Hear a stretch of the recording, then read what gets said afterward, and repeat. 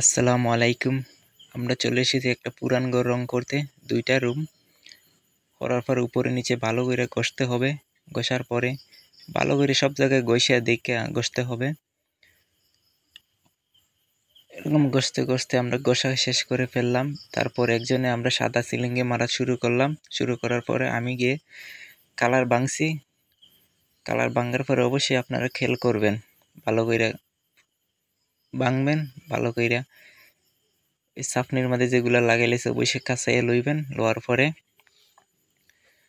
আপনারা side উইডে lower পরে কি করবেন, আপনারা হাত দিয়া লাড়বেন ভালো করে হাত দিয়া লাড়ার পরে আস্তে আস্তে দেখবেন মাল মিলছে কি না, কারণ কারাল তো বানাইয়া দেওয়া হয়, এর জন্য আপনারা ভালো করে মিক্স করবেন। মিক্স করার পরে আপনারা অন্য বালতিতেই লইবেন। অন্য বালতিতে অর্ধেক লোয়ার পরে এরকম ডাইলে দেখবেন যাতে পরে না কোনো দিক দিয়ে। লোয়ার পরে ভালো করে ওইটার আরেকবার লাড়া দিবেন যতটুকু নিচে থাকে। নিচে থাকার পর পরিমাণ মতো একটার মধ্যে মাল লইবেন।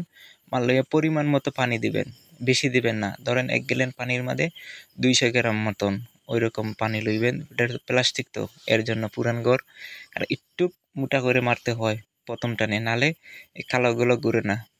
ওইগুলো করার পরে আপনি মারবেন একটু ভালো কইরা, মাল বলে যাতে একটু বেশি মাল খায় ওই রকম ভাবে মারবেন। নাহলে এই যে কালোগুলো দাগ আছে এগুলো কিন্তু ডাকবে না কোনো সময়, কারণ এগুলো হলো কয়েলের ধুলো, কয়েলের কালো, বুঝতে পারছেন? এগুলো গোসাইলে কিন্তু যায় না, পানি দিয়ে ধুইলে তেমন একটা যায় না। এর থেকে গোসানি ভালো, কারণ ওয়ালটা শুকনা থাকে। শুকনা থাকার পরে আপনি ওইগুলো মারবেন ওই রকম, মানে যতটুকুই সুন্দর সম্ভব মাল খাওয়াইবেন প্রথম টানে, না এগুলা খালে ডাকবে না।